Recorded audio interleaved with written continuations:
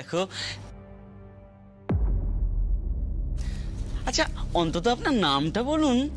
আরে আমি বলছি, ওর নাম শিবানী। শিবানী? বেআই যে বলছিলেন বিউটি, বিউটি ওর ডাক নাম, ভালো নাম শিবানী। তবে শিবেন শিবানী নামেও মিল, আর সারা জীবনটা মিলেমিশে থাকতে হবে। কি গো মেয়ে বলো? রাজ জাটক কাকি, রাজ জাটক ভাবা যায়? সত্যি ভাবা যায় না। আসল ঘটনা যে কি তুই ভাবতেও পারছিস না শিবগুন্ডা। আমার বাবাকে অপহরণ করা বেরিয়ে যাবে, তোর সমন এসে গেছে। আজ তুই ধরা পড়বি।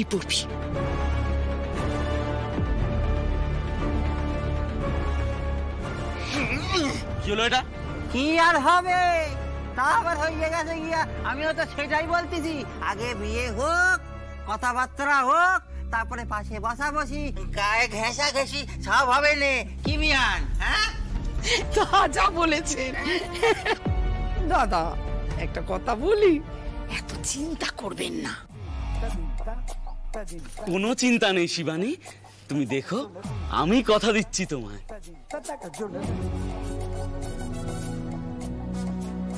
বাস অনেক হয়ে গেছে, এই বিয়ে হতে পারে না, কিছুতেই না। চলো শিবানী, শিবানী, ও শিবানী দিদি, শিবানী দিদি তুমি বসো না। আর কাকাবাবু তুমি এত রাগ করছো কেন? মাথা ঠান্ডা করো, মাথা ঠান্ডা।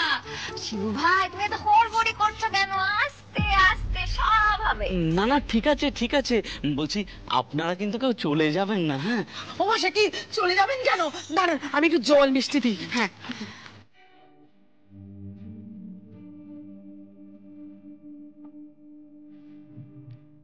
স্বাগতা ম্যাডাম যে কোথায়? এতক্ষণে তো পুলিশে এসে পড়ার কথা, আর কতক্ষণ বা আমরাই আটকে রাখবো? শিবু,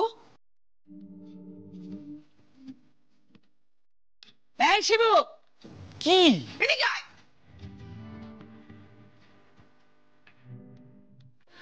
শিবু আমাদের ভরসা, ও গোপনীয়তা রক্ষা করতে জানে।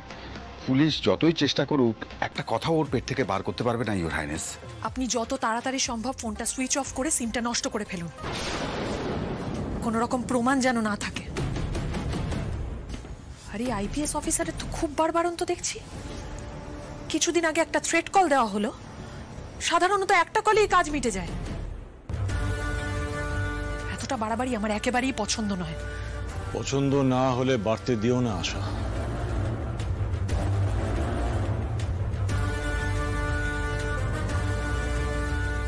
এতদিন সার্ভিসের পর এইটুকু সামলাতে পারলে না নিবারণ?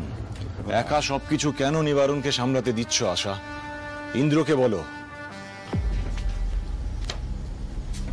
সরিয়ে দাও আশা, পথের কাঁটা হতে দিও না। যদি একবার জানাজানি হয়ে যায় যে এই স্টক তোলার কাজে রাজ পরিবার যুক্ত, তাহলে ব্যবসার যা ক্ষতি হওয়ার তো হবেই। আমাদের রেপুটেশন কোথায় যাবে বুঝতে পারছো? আর তার চেয়েও বড় কথা হলো,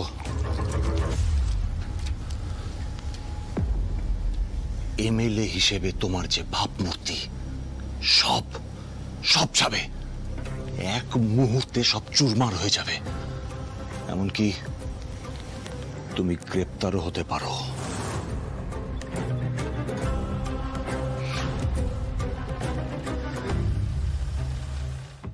মা, আমি তোমাকে একটা কথা বলতে চাই। হ্যাঁ বলো। আমি কালকে একটু আলাদাভাবে মিট করতে চাই ধানসিঁড়ির সাথে। মানে তোমার কোনো আপত্তি নেই তো?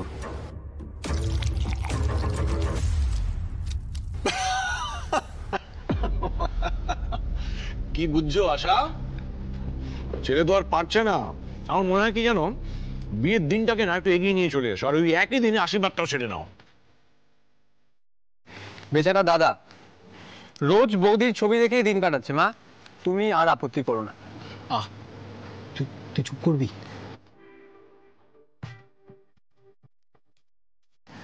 আদিত্য, তুমি কিন্তু রাজমহলের এস্টেটের বড় রাজকুমার, নিজের বংশমর্যাদাটা ভুলে যেও না। কেন কেন মা, আমি কি কিছু ভুল করেছি? অবশ্যই করেছো। কি ভুল মা, তুমি বলো না, তুমি একবার বলো, আমি আমার ভুল ঠিক শুধরে নেব। হবু স্ত্রীর সঙ্গে যে দেখা করতে যাচ্ছ, কোনো গিফট কিনেছো?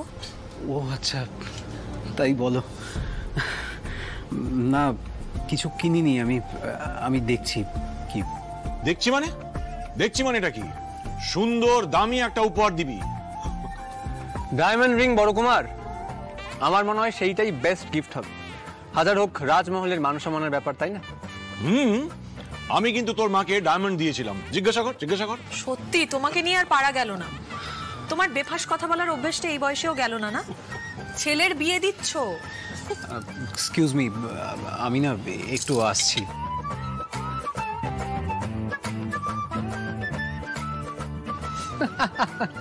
মা, দাদা কিন্তু বরাবর সেই লাজুকি রয়ে গেল। হ্যাঁ, ভালো কথা। ইন্দ্র, তোমার মাই তোমাকে সব ডিটেলস বলবেন।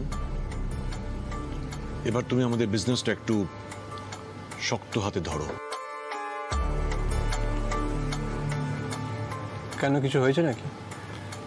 মা, তুমি আমায় কিছু বলনি তো? নতুন যে আইপিএস অফিসার এসেছে তাকে শেষ করতে হবে। বড্ড বেশি নাক গলাচ্ছে আমাদের ব্যবসায়। শিবুকে অ্যারেস্ট করেছে। তুমি যদি অনুমতি দাও তাহলে আজকে রাতের ব্যবস্থা নিচ্ছি আমি। দেখে নাও। আশা, আমি লনে যাচ্ছি, তোমার হয়ে গেলে এসো।